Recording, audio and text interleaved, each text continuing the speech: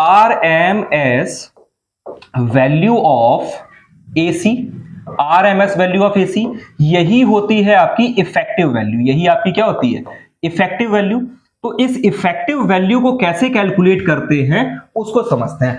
RMS का पहले full form याद कर लो, वो होता है आपका रूट, फिर मीन, फिर squared value of AC, squared value of alternating current. अब करंट का लिखा है तो वोल्टेज का भी हम लोग निकाल सकते हैं, अगर हम लोग चाहेंगे तो निकाल सकते हैं, पर हम करंट का आपको निकाल के दिखा रहे हैं। आपकी इच्छा करे तो वोल्टेज के लिए आप निकालना, वोल्टेज के लिए डायरेक्टली लिख लिया जाएगा, करंट को हम लोग निकाल रहे हैं। क्लियर हुआ? अब गौर करना, बोला गया RMS value of AC. Since हमें पता है, सिंस जो आपका करंट है वो आपका होता है I equals to I naught sine omega t, यही होता है।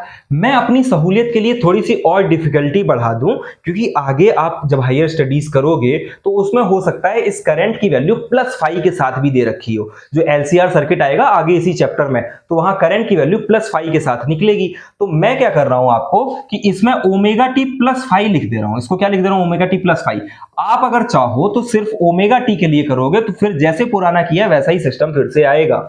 बट मैं 5 इसलिए कर दे रहा हूं कि अगर सबसे डिफिकल्ट तरीका होगा वो ये होगा, तो मैं आपको सबसे डिफिकल्ट वाला बता दे रहा हूं, आसान वाला आप निकाल लेना।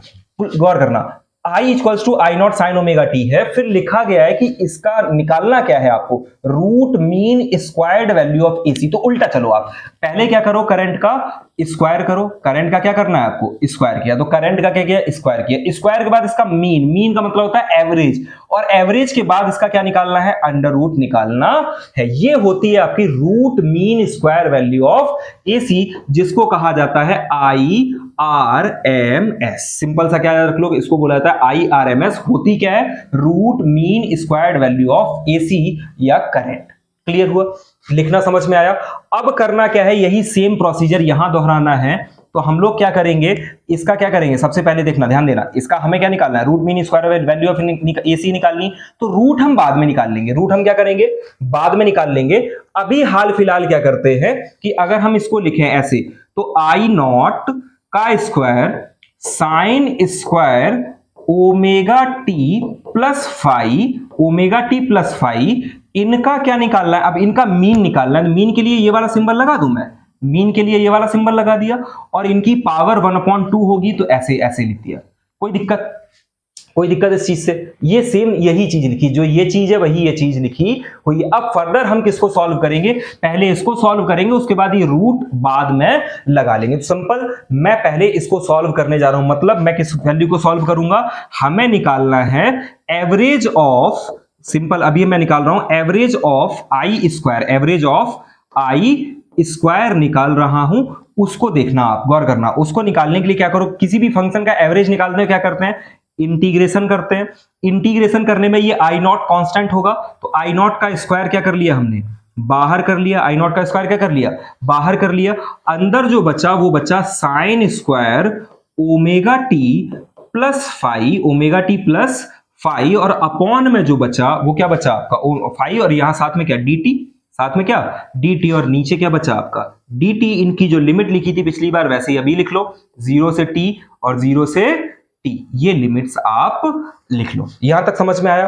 अब इसका इंटीग्रेशन करोगे, t आएगा तो यहां एक डायरेक्टली मैं t कैपिटल T यहां लिख ले रहा हूं, क्योंकि t -0 होगा, यहां t आएगा डायरेक्टली। क्लियर हुआ यहां तक?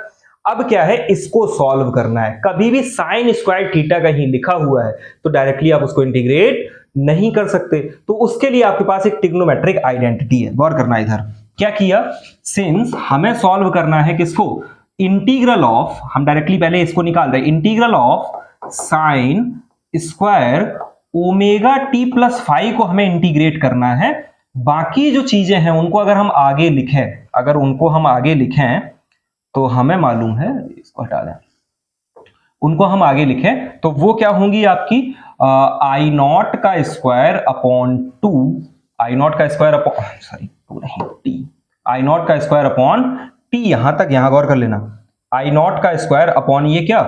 टी, और इसकी लिमिट 0 से t, ऐसा ही तो है। ये आप निकाल रहे हो क्या? आई स्क्वायर का बार निकाल रहे हो। गौर करना, जो ट्रिग्नोमेट्रिक आइडेंटिटी है वो एक्चुअली होती है आपकी कि जो साइन स्क्वायर थीटा की टर्म ऐसे होती है, cos 2 theta is equals to 2 sine 1 minus 2 sine square theta, 1 minus 2 sine square theta. अगर हम उसी से इसको निकालें तो साइन स्क्वायर थीटा को जब निकालोगे तो ये हो जाएगा, एक्चुअल में ये आता है आपका answer 1 minus cos 2 theta upon 2। क्या आता है आपका? Cos 2 theta upon 2। 1 ये इधर आएगा, 1 माइनस कॉस, ये माइनस वाला इधर मल्टीप्लाई होगा, 1 माइनस कॉस 2 थीटा अपॉन 2 आएगा। तो इसी को उस फॉर्म में लिखेंगे तो ये बनेगा, गौर करना, आई नॉट स्क्वायर अपॉन टी, और अंदर बनेगा ये इंटीग्रेशन 0 से t तो हुआ ही हुआ।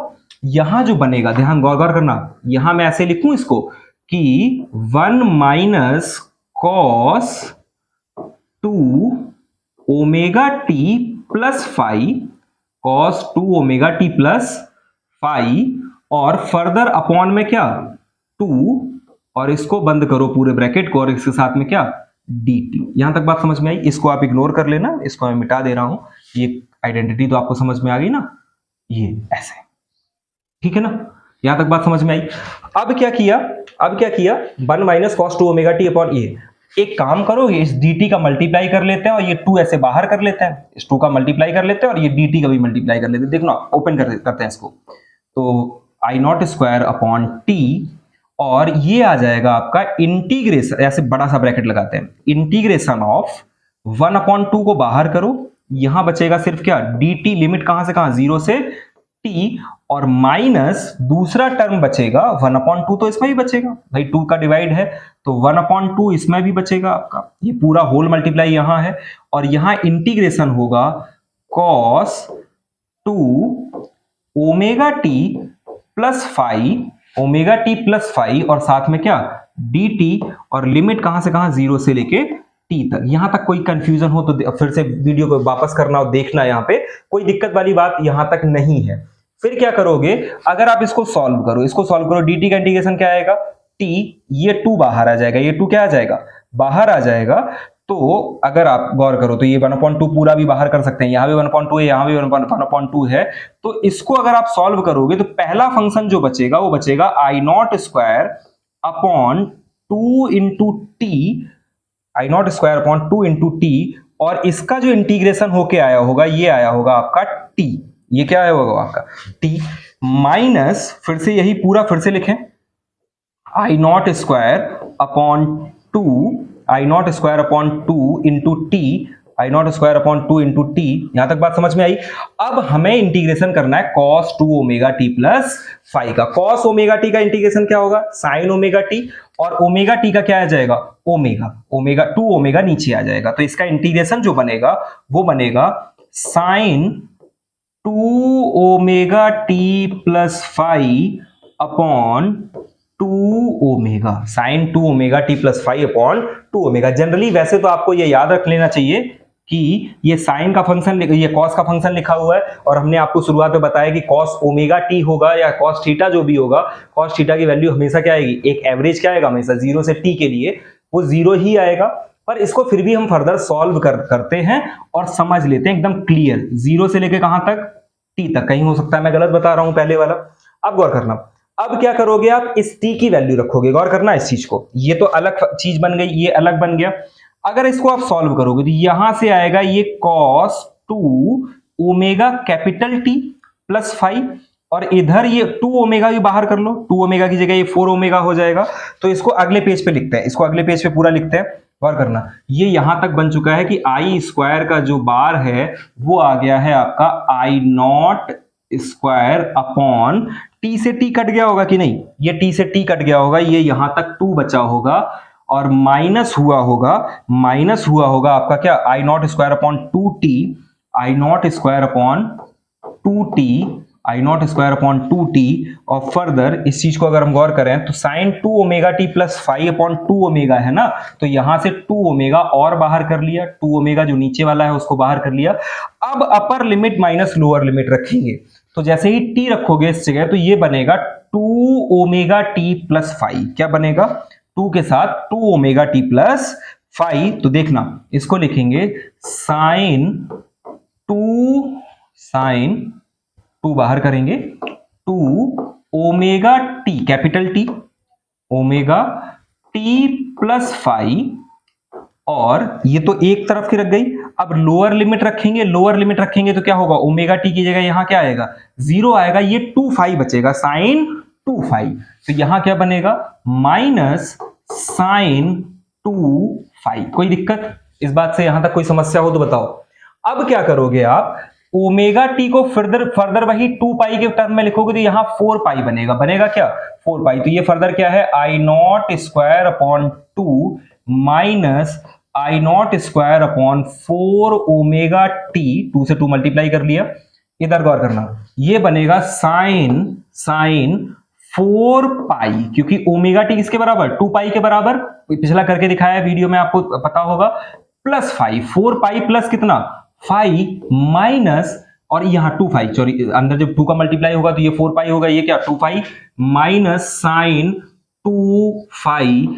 अब जरा मुझे एक चीज बताओ, ये 4 पाई मतलब कितना, 2 बार कंप्लीट रिवॉल्यूशन हुआ, फिर 5 आगे है, तो यहां 2 5 और यहां भी वही वैल्यू 2 5 की, तो साइन 2 5 और 2 5 ये वैल्यू हमेशा क्या होगी, ये वैल्यू दोनों क्या हो जाएंगी, 0 के बराबर हो जाएंगी। तो ये पीछे का पूरा टर्म, ये पीछे का पूरा टर्म आपका क्या हो जाएगा, ये पूरा टर्म आपका हो जाएगा इज इक्वल्स टू 0। तो जो वैल्यू बचेगी आई स्क्वायर बार की, वो बचेगी आपकी आई नॉट स्क्वायर अपॉन 2। अब हमें निकालना क्या था, आरएमएस वैल्यू।